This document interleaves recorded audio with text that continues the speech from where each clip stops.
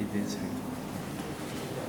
All right, guys, attention. And some of you may have to move a little closer. This is BAF 21.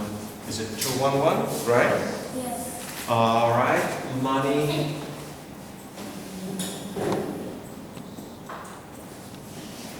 And banking. You zooming in a little bit? Yes. You gotta But zoom in from. I want this higher than this. Oh, okay. You want higher? Okay. We open you open from here an extra leg. Okay. Wow, this is amazing. And you open an extra leg. Okay. It's nice. And you gotta zoom in, so we can read what it says. Okay. So that's good enough, and then keep going, and then just zoom out later on. All right. So money in banking.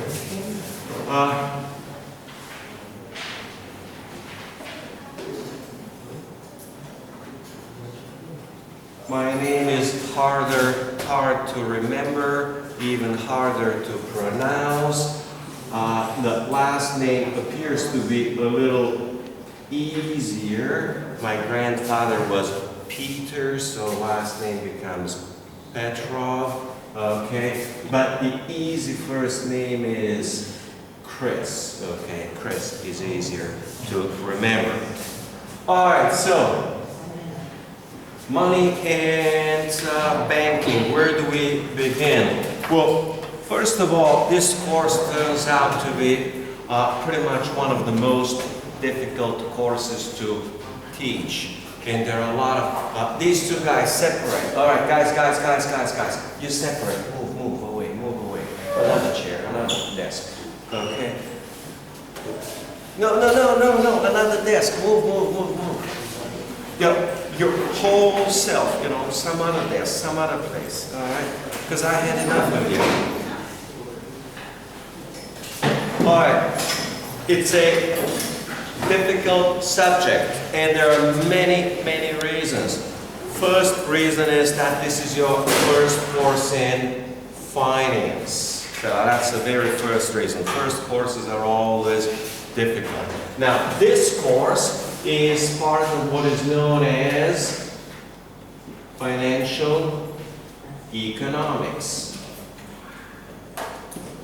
And financial economics is a huge field, huge area between finance and economics. It's in between the two of them. It's basically the field that I started to specialize close to 20 years ago. The two main areas in here are money and banking,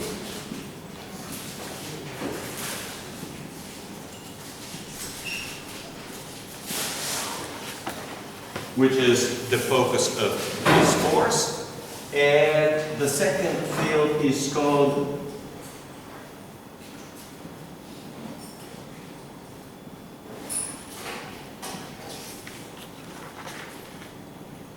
financial markets and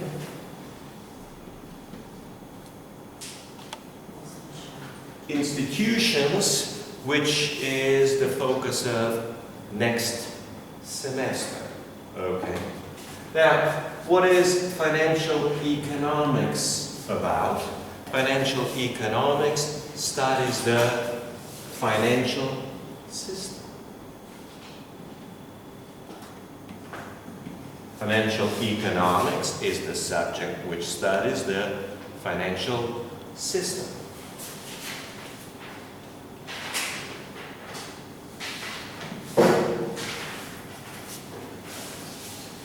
What is the financial system? Financial system consists of, number one,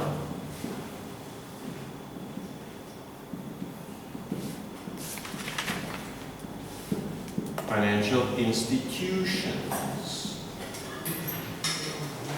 That's number one. Number two consists of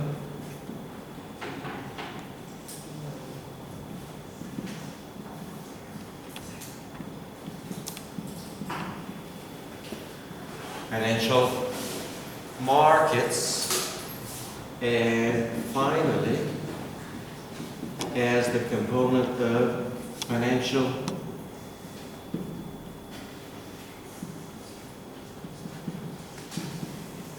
instruments. Instruments will be stocks, bonds, and other assets of value. These are also financial assets, stocks, bonds, whatever else is of value. So this is the general structure of the financial system. An important part of financial institutions are banks. And it's very unclear, as you'll find out this semester, what a bank is. So we know what is a commercial bank, and we'll spend quite a few weeks studying commercial banks. That's fairly clear. We know exactly what is a central bank, and we're going to spend a lot of weeks on it, maybe 2, maybe 3 weeks. Okay. And we know what is an investment bank, and investment bank is part of financial institutions, not part of this course over here.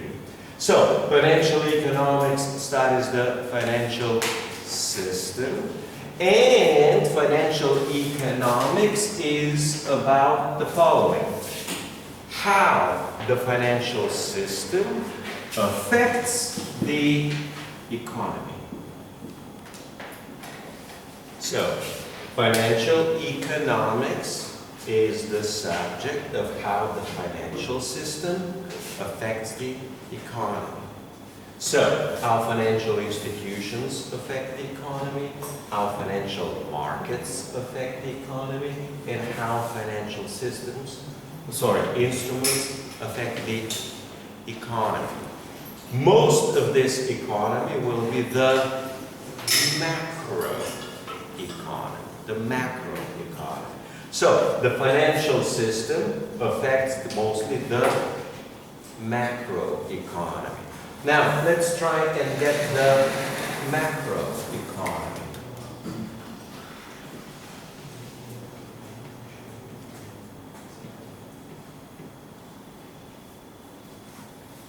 You've studied macroeconomics, and macroeconomy, the way I studied it best from, turns out macroeconomics is damn hard. I studied from 1 textbook, from 2nd, from 3rd, from 4th. I studied from 5 textbooks.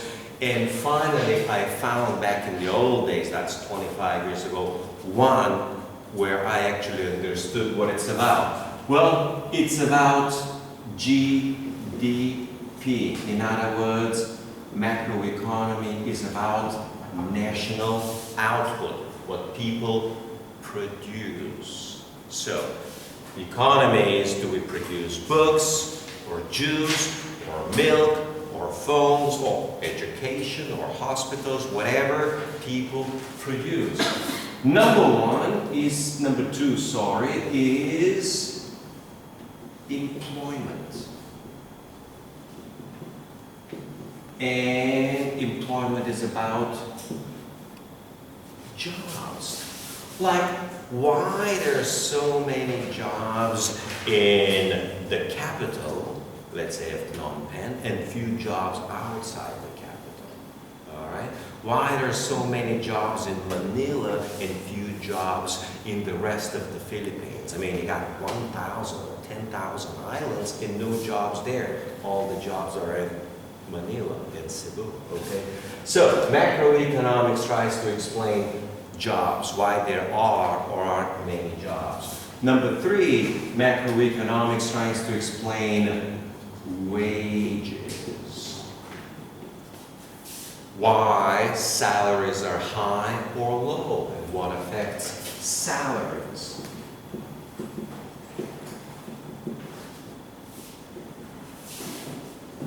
economy, macroeconomics, focuses about government, as in government will be spending and taxes. All right. Macroeconomics is about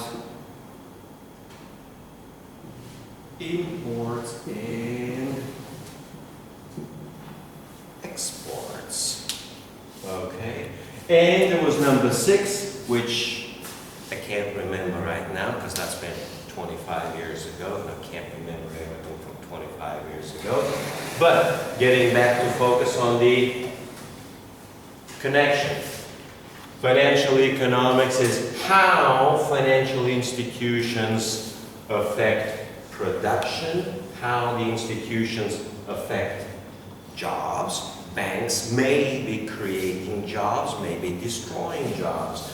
How financial institutions affect wages. Maybe banks make salaries higher, maybe they make salaries lower. Okay. How do commercial banks affect government taxes or spending?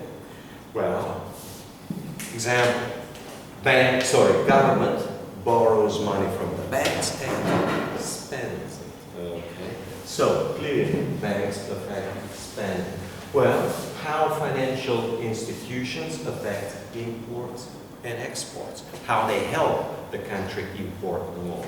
Well, an easy example. Business borrows money, let's say from the bank, gets the money and buys or imports Honda motorcycles, which they sell in the local market. Same thing applies for financial markets. There's going to be a currency market, there's going to be a bond market, a stock market. Same thing applies to financial instruments. So the question is, there's no, or maybe I can't see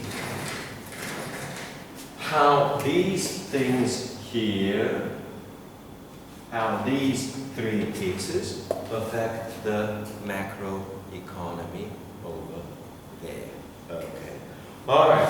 Number 6. Come to think of it, right? Interest rates. Number 6. Interest rates. Interest rates are, let's introduce today, the most important price in the economy. Interest rates are the most important price of the economy. Interest rates are the price of capital. Capitalist economy runs on capital, okay? And capital is the source of investing and investments. So interest rates are the main determinant of, or the main price of capital, okay? But interest rates are also the main component of savings. And savings finance capital. Capital is not created out of nowhere. Capital comes out of savings. People gotta save something and then they use the saved as capital to build whatever they build. Production, infrastructure, and so on. Alright, so that's basically the financial system. That's basically what financial economics is. Okay, now I can reuse this one and recycle this thing and explain the next little piece of what we're going to be studying a lot.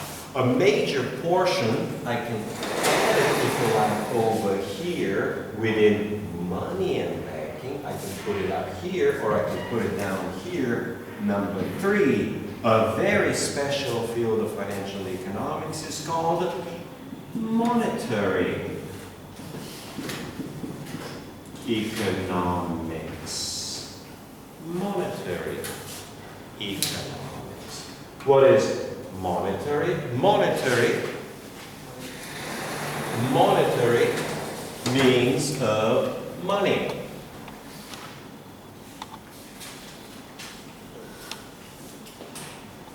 of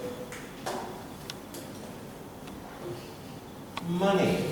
So, monetary economics is the subject of how money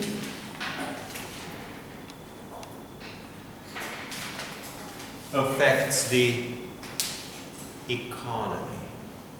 How, if you create more money, how it will affect production, how it will affect your salaries, how it will affect government spending. Okay, well, if the government creates money, like printing it, they'll be spending more of it. How, if you create more money, will affect exports or imports, okay? Or how it will affect interest rates. So, this is the subject of monetary economics, okay? And there is one other separate piece, which is part of this monetary economics.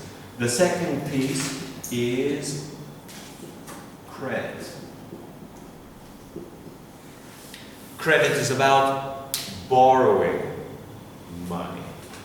Borrowing money could be from your friend, or in our case, we study borrowing money from financial institutions, and specifically banks. So, monetary economics is how money and credit affect the macroeconomy. Like here, today, a lot of people are borrowing a lot of money from commercial banks to buy houses, to buy real estate. But buying the houses, you just want to buy a house, this means that you drive the price of houses higher. And if you drive the price of houses higher, it means that it becomes profitable to build more houses. So, by providing credit to buy houses, and housing becomes more profitable to build, there will be a lot of businesses who will start building. You see right over there, there's one construction. You see on the other side of the street, there's another construction. You see all over the city is a big construction site, which means possibly a lot of jobs, which means that people in the construction business are going to be getting more jobs and probably higher wages and probably higher salaries, okay? Well, that's the easy part. Then comes the part of maybe too much credit is not a good thing. Maybe if you create too much credit, the whole banking system will just crash and collapse. And this happens regularly, pretty much in every country which has overdone credit. Credit is kind of like a nice alcoholic drink. You get a little bit, you get to feel good, okay? But you get too much of it and you get drunk on it. And the problem with credit is that credit, you know, an economy can quickly and easily get drunk on credit. And the effects we call bubbles. Like a real estate bubble. When everyone's crazy about buying real estate because they think it's the greatest investment in the world. Is it? Is it? Is investing in real estate safe? Is it risky or little risk? Risky. Real estate is a very risky investment. We're going to get to this close to the end of the course. The problem is that too much money and too much credit causes too many problems for the economy. The first problem is called, and we'll spend a lot of time on it, it's called inflation. And inflation can damage the economy significantly. It makes people poorer. It makes their money worth less. Okay? So inflation is a serious problem. This is all part of monetary economics, which is part of financial economics. All right, now let's see. Okay, I can keep moving over here, right? So we got to move the camera a little bit and get down to what are we going to be doing in this course, right? All right. So, a number of things. This book is what I used 25 years ago to study back in the old days. It's called The Economics of Money, Banking, and Financial Markets, which is the same as Financial Economics, okay? This book is by Mishkin.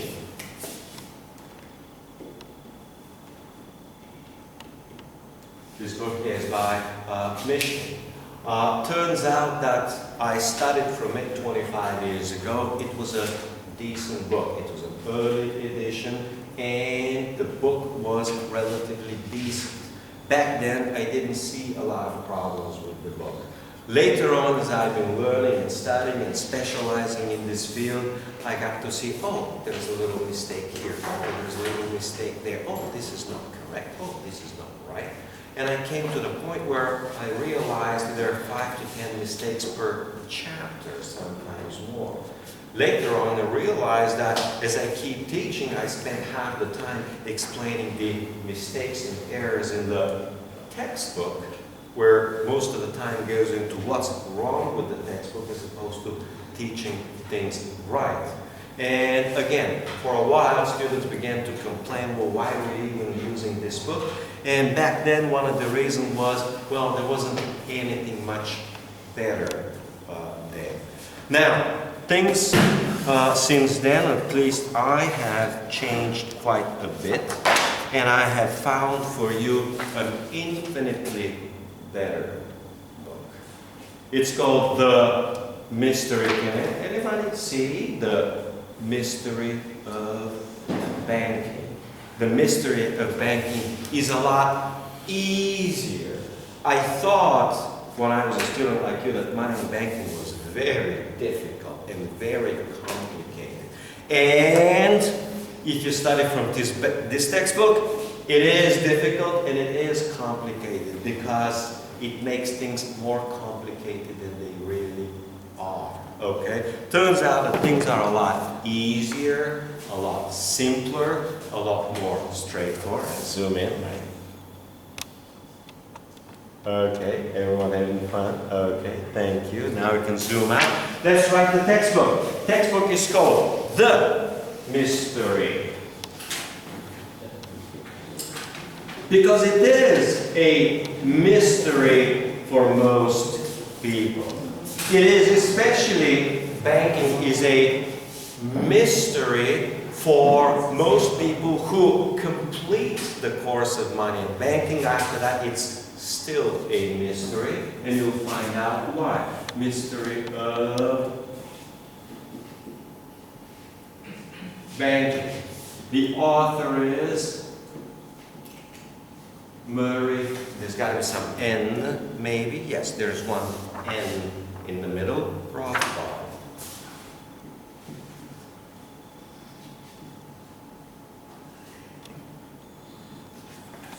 I used this textbook in 2007, 2008 when I was teaching back in Europe at the American University in Bulgaria, and students were very happy with the book. They really learned a lot. I even used it for first-year students to teach first basic macroeconomics. It's got a few editions. It's a relatively old book.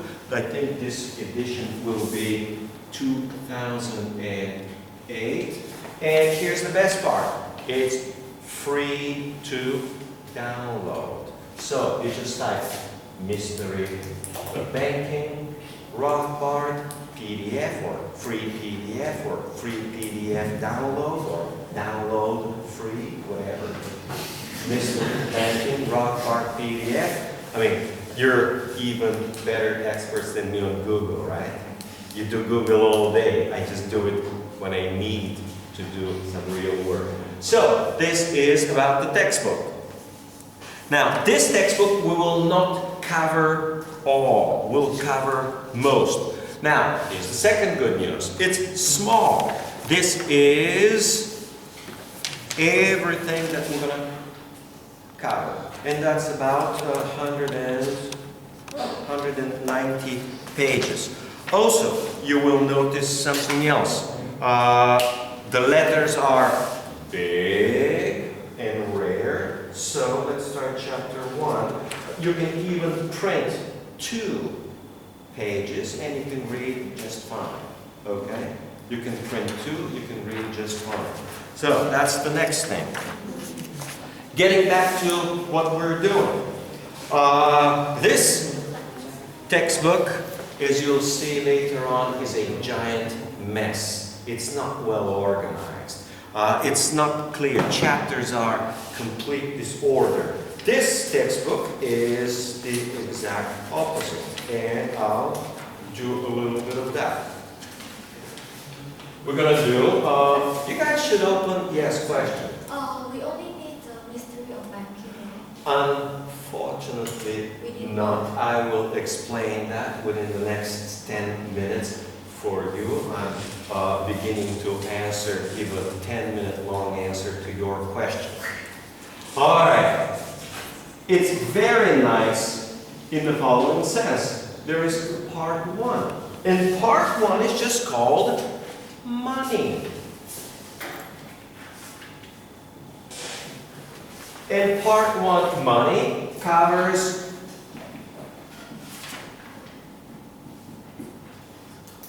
chapters 1, 2, 3, 4. So, for 5 chapters, we're going to focus entirely and only on money. That's it. Makes it very easy, it makes it very quick, it makes it very straightforward. Now, these chapters are tiny. This includes from page 1 to page 74. Page 1 to 74. Okay? So, it's 74 pages, they aren't very big, they're easy written.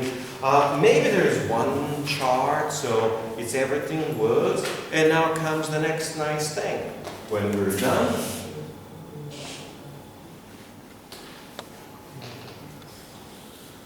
it's quiz 1. That is straightforward, right? Next. You want the date? Yes, today is number 2. 21 days from today is 23rd of November. Okay, right. All right. Number 2, banking.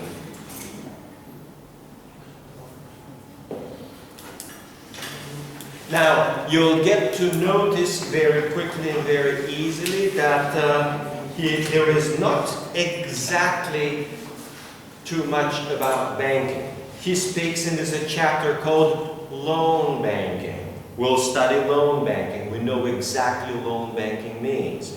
The next chapter, okay, that's 6. Then 7 is deposit banking. We know what is deposit banking. We'll study where it comes from, how it works. Did you open your little iToy? Do you have the book there with you? Yes. No, okay. You should be able to easily download the book. You should be able to open the book now with your iToys, whatever your toy is, right? And you should be able to actually open and just scroll through and follow what I'm doing here today. All right? And then number 8 will be, it's called, so this is loan banking. This is deposit banking. The merger of loan banking and deposit banking is called commercial banking. So commercial banks are those that accept deposits and make loans. So that's what commercial banking is about. And number 8 is called the limit on credit expansion. Limits on credit expansion relates to what prevents commercial banks to create credit forever. Can't we just create credit forever and keep real estate prices higher, higher, and higher, and all of us get rich on higher real? Can we do just that? I mean, can't we just double the prices of real estate and we're twice more rich? Well, of course not. But the question is, why? So we're going to spend maybe close to almost a week talking about it. Why can't just banks create credit forever? Why they just create more and more credit? There are limits. Well, it's kind of like, can't we just always drink and drink all the time? Well, no. At one point you get drunk, okay? And you can't keep drinking more and more and more. And then there are damaging effect to your health, okay? First you get sleepy, but you keep doing it a long time, your liver goes bad, and you keep doing it, you die, okay? Same thing here. Can sufficient money and credit destroy the banking system? Yes, of course, sure. We've seen it dozens or hundreds of times historically. Too much credit, too much money, and too much credit does destroy and ruin the banking system. And with it ruins the nation, and with it ruins most businesses, and with it ruins most families. Number 8 is explaining why. So this banking is commercial banking, okay? Part 3, I keep answering slowly your question, is central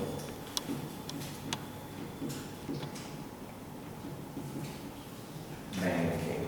And if you open the textbook, for those of you who have your iToys open, this will be number 9, which is how the central bank helps commercial banks to expand more credit. Sometimes kind of like we also call it bailouts. The central bank is there to bail out commercial banks. Number 10, number 11, and I think we'll probably cover one little extra chapter, 12, which is the origins of central bank. How central banks came in the world. Who were the first central banks? Why they were created. In other words, what is the function? What is the history? You need to understand what happened back in the old days. Because people think, oh, the central bank is a very nice thing. It keeps the economy running and whatnot. Well, we need to look at why they got created in the first place. And that will be chapter 12. Now, commercial banking, once you understand money, is easy. Okay? These are pages from 75 to page 124. Okay? And yes? Quiz 2. Okay. We got some intelligent students. This will be pages 125 up to page, anyone? 190. And most likely, not for sure, most likely, this will be called midterm. That answers about half of your question. All right. And these are small chapters. Got to understand, you've got 190 pages. These are 12 chapters. They're about 14, 15 pages per chapter. A lot of times we'll be able to cover literally a chapter in 1 hour, but more often we'll cover a chapter in 2 hours. So we'll cover this in about 2 weeks. We'll cover this in about 2 weeks. We'll cover this in about 3 weeks, approximately. 2 to 3, that's about 7 or 8 weeks, okay? And then we'll focus, hopefully, the midterm over here. So, after that, we gotta switch to this book and expand into the financial system. Maybe we'll cover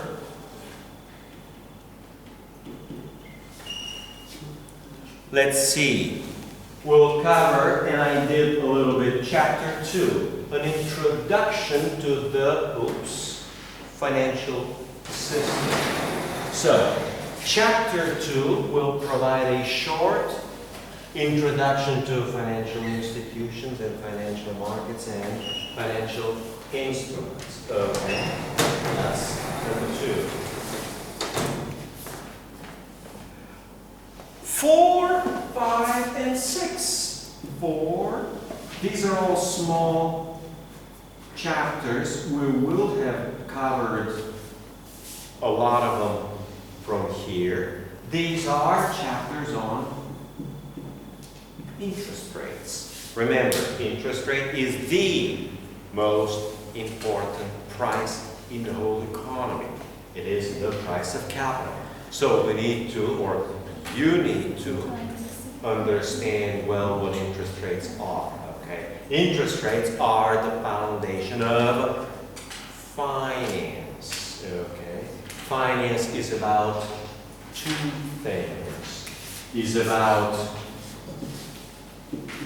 risk, that's finance, and return, Return is the money that you get from an investment or from a loan, okay? And risk is, what's the chance of not getting your money back, okay? Well, interest rate is or the return on investment. So 4, 5, and 6 focus on the return part in finance, okay? In other courses, maybe also in this one, we'll also at one point spend time on risks. Like, what is the risk if there is too much money in the economy, or if there is too much credit in the economy? In other words, what are the risks associated with inflation? What are the risks associated with bubbles? And maybe later on we'll discuss what is the risk associated with too low interest rates. Again, I'm just throwing what this course is about. Oh, I'm thinking part 3 is chapters 9 and 10. Chapters 9 and 10. At least finally the textbook introduced chapters on financial crisis. Okay. Financial crisis is what goes wrong with the banking and financial system, and how the banking and financial system can crash the whole economy. Well, where do financial crises come from? Easy. They come from too much money and too much credit. Okay. So when you're drinking, that's kind of like getting drunk. In the financial crisis is the hangover. After too much drinking, you feel sick for a day, 2 or 3. Well, that's the sickness, the disease of the economy, which the economy suffers from too much money or too much credit, okay? So financial crisis, they're divided into developed countries. In other words, hey, you could be Britain or the US or Japan and suffer the horrible consequences of too much money and credit. Or it could be developing, sometimes we'll call it emerging. Like Thailand 15 or 20 years ago, okay? So the emerging economies also suffer horrible consequences from too much money or too much credit. So that's 9 and 10. And let's see, I'm thinking, I don't know, again, we'll see how much time we have and we'll see how fast you are. I can cover the whole book in 8 weeks. The question is, can you learn it? There's no point. The point is to go slowly, steady, step by step, so you can learn well. So what I have is 14, 15, and 16 is a little bit more on central banking. Let's call it a little different. Monetary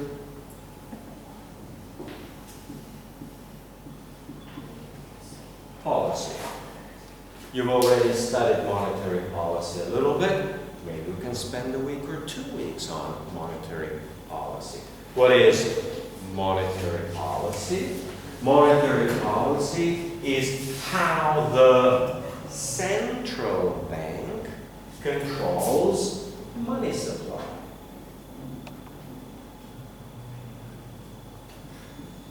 Monetary policy is how the central bank controls money supply. Or in more modern days, unfortunately, loses control of money supply.